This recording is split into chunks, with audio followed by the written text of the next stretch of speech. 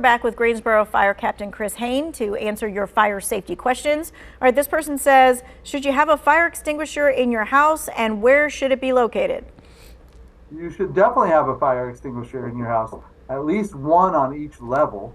And the surprising thing is it shouldn't be too close to the kitchen. It can be in the kitchen, but it shouldn't be too close to the stove. It definitely should not be under the sink where a lot of people keep it. It should be visible. The reason I say it shouldn't be close to the stove is that's your most likely spot for a fire, and you don't want to have to squeeze by a burning stove to get to your fire extinguisher. So maybe between the stove and an exit where you know you can get out, but you could pull the fire extinguisher.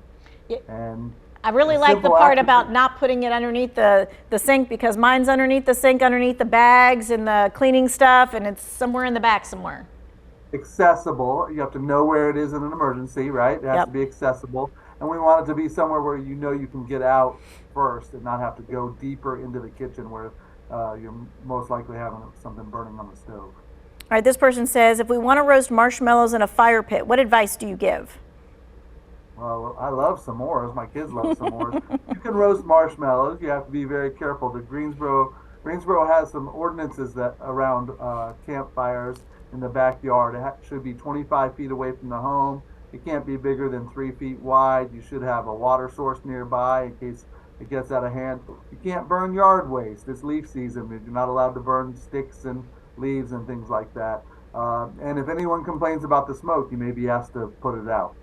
And you probably should have that fire extinguisher or what? Or a hose or something nearby? Yeah, a hose or a fire extinguisher, that's right, nearby in case some of the ashes spill out. All right, let's talk about space heaters. I'm using a space heater, but I want it to get close to me. Can I use an extension cord?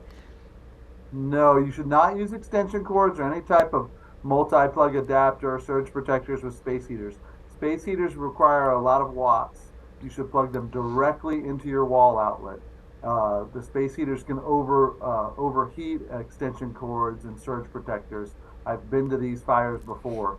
So they should be plugged directly into the wall. They should be kept at least 3 feet from anything combustible. So I know you want to get really close to it, but be careful about newspapers or blankets, things falling on the space heater, because that can cause a fire. And this person's asking, I saw that you said don't use an oil air fryer. So are electric air fryers or electric fryers dangerous too? Well, they're definitely safer than oil. You know, whenever you're heating something up, there's a danger component, but they're much, much safer than oil fryers. Okay, this person's asking, how often should I be changing my smoke alarm? How often? Well, that's a great question. Smoke alarms actually expire after about 10 years. You should be testing it, and on the back of the smoke alarm, if you take it down, there's actually a manufacturing date, which you'd have to add 10 years to it to see if yours is expired. But you should test it monthly, and definitely when you change your clocks, change your batteries, and another good time to test it. Okay. This person's asking about a motion light. They're saying, my motion light flickers. Is that a fire hazard? Do I need to be worried about it? Any type of electrical situation, you'd want to get checked out by a certified electrician.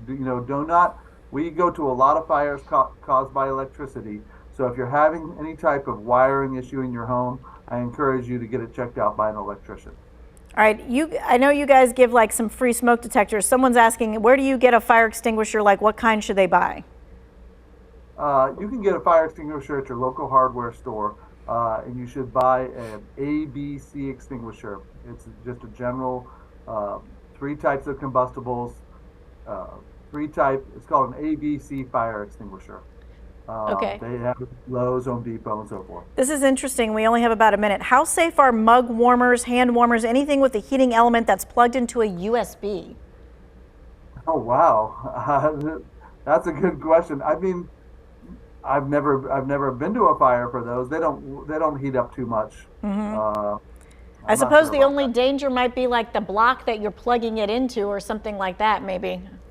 For any type of electrical, if you're not plugging it into what's recommended on the packaging, it might be something you stop. And if anything is heating up in any way, discontinue use of that item. Yeah, if you can feel that it's hot, like the cord is hot or something like that. All right. We appreciate your time, your expertise, and hopefully the turkey fryer fires this year are like 0. That would be great. I hope so too. All right. Thanks so much. If you missed any of this, it's going to be in the Two Wants to Know section.